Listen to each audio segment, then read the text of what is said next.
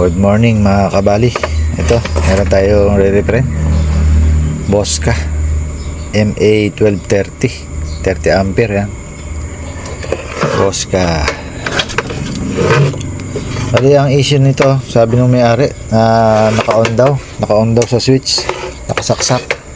Pag-kislap daw niya yung yung output, tapos nawala na raw ng power.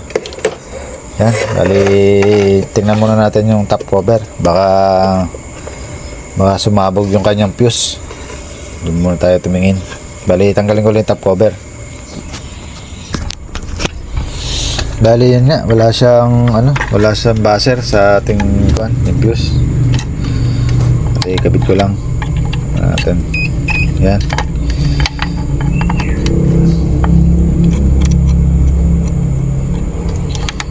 Yan, wala siya. Na-open yung natin, yung fuse. Bali, kailangan kalasin to. Kalasin ko muna yung kanyang yung housing para ma-trouble natin. Kalasin ko lang.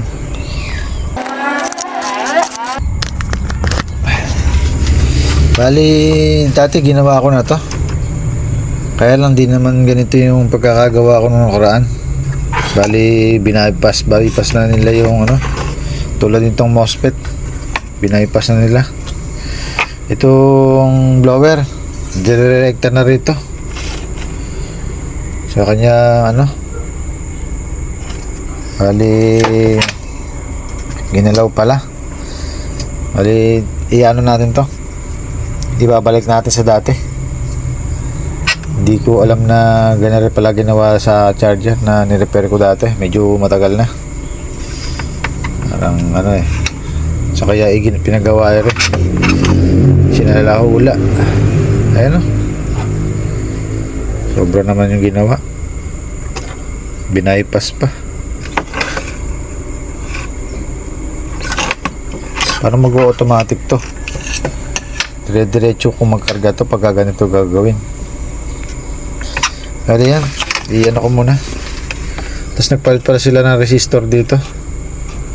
220 ohms ang nilagay. Pero ang nakalagay dyan, 100 ohms. Tinaas nila ng husto. Kaya yan.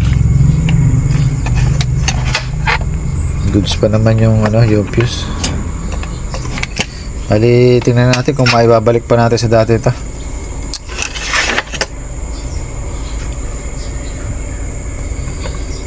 Bali, pagaganahin natin ulit lahat.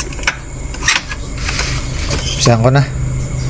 Magpalit muna ako ng rito, ng kanyang fuse. Tapos tatanggalin ko muna yung nito, itong output ng MOSFET natin. Tapos tanggalin ko muna yung blower dito.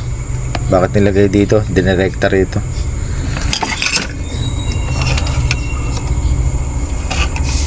Dapat dito nakalagay sa socket. Pero ang ginawa, dinirekta Yan muna tatanggalin ko yung MOSFET natin, saka yung fuse palitan ko. Check na lang ako dito sa mga parts na malapit kung meron pang ibang sira. Tanggalin ko lang. Ito mga kabali, napalitan na natin yung fuse nya. Yan. Ito buo naman to.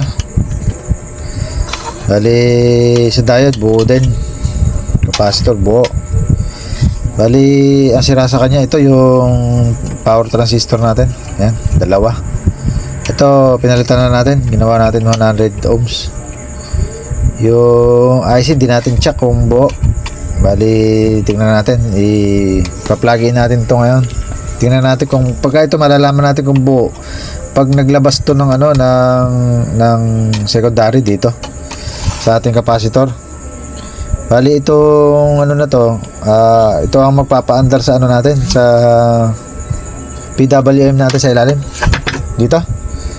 Yan, ito ang paandarin yan. Palalabasin naman niya uli sa transformer, pupunta dito sa mga natin, sa power transistor dito, sa mga diode, sa resistor. Yan, para umandar to. Ang paandarin naman ng power transistor natin, ito yung transformer. Kaya mamaya malalaman natin kung maglalabas na dito sa diode. Bago doon, kailangan buo muna dito sa transistor na to. Bali dito muna tayo. Pagsaksak natin sa AC, kailangan meron lang lumabas dito. Papunta rito sa capacitor. Ang pupuntahan yan, ito ang IC na TL494. Tama ba? Ha? TL494. Ito. Yan. Pag nag-ooperate na yung ano natin, PWM natin na to, aandar yung ano na to, transformer, palabas dito, signal. Pag nagkaroon ng signal yung power transistor natin na to, pagkaganahin niya yung transformer naman natin na ano, ito. Yan. Papunta rito, ito na yung out sa kabila. Papunta rito sa ano, sa mga diode natin, 4. Saka parang tayo makapagsusukat ng voltage dito sa ano, sa secondary. Ito na yung secondary niyan, yung may coil na to. Bali ito nga pala, wala silang capacitor na nakasama, tinanggal din nung huling gumawa. Talaga ano, hindi yata magawa ng maayos.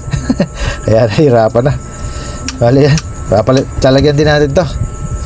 Mamaya pa tayo dito sa section na to.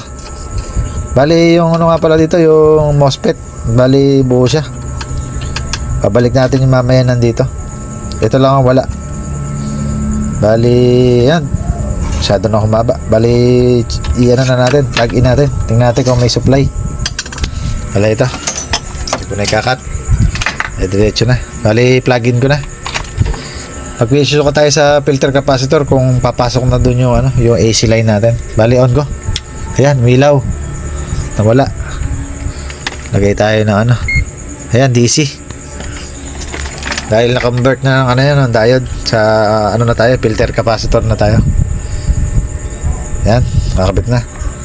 Bali yan, meron tayong ano, nasusukat na 290. Kaya siya mababa dahil naka-test light lang tayo, test valve. Ayan. Pero kung sa 220 yan, baka nasa 300 plus na yan. Ayan. Bali yan, goods na. Tingnan nyo natin dito kung may supply dito sa secondary dito sa sinasabi ko kanina. Bali, ang positive niyan, ito. Pagtarin natin yung probe. Ito, yung red ano, probe natin. Positive yan. Ito yung negative. Ayan, nilagyan ko na ng sign. Ayan, bali, meron na. Ayan, 15 volts. Ba, nag-operate yung IC natin. Buo yung IC. Ito. Yung IC natin buo.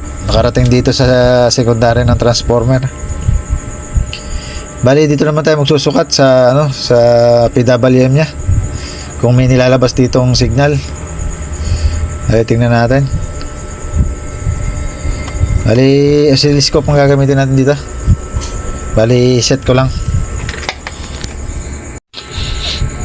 Ito mga ano, kabali. Bali, yan, nakakabit na yung probe natin.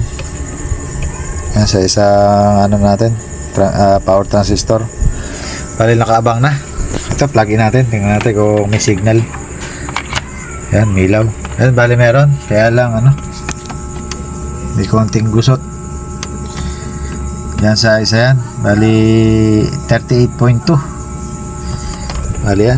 Buti muna natin. Dapat natin sa kabila. Baka tayo makakuryente. Na kailangan iwasan natin. Yan. Yan, umikot na yung cellphone. Bali, ito, saksak ulit. Yan, meron din. 38.2. Lalagyan na natin siya ng ano, ng kanyang power transistor. Mag-check tayo ng output dito sa ano. Kaya lalagyan na rin muna natin ng capacitor to sa output para maka-check tayo ng ano rito, voltage. Bali dito sa section na to, okay na. Sa PWM, saka dito sa ating power transistor. Papunta na sa ano natin, transformer. Yan.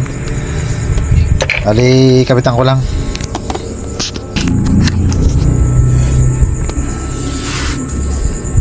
Ito mga kabali, na ilagay na natin yung ano natin. Yan, power transistor 20 and 50. Ayan, ito yung yung pinagpalitan. Bali, napaglagay na rin tayo ng capacitor. Bali, ang value nito 220 by 25 volts. Yan. Susukat na tayo ng ano, ng voltage kung meron ng ano, output ito sa filter capacitor na ano, sa ano na natin, sa output na.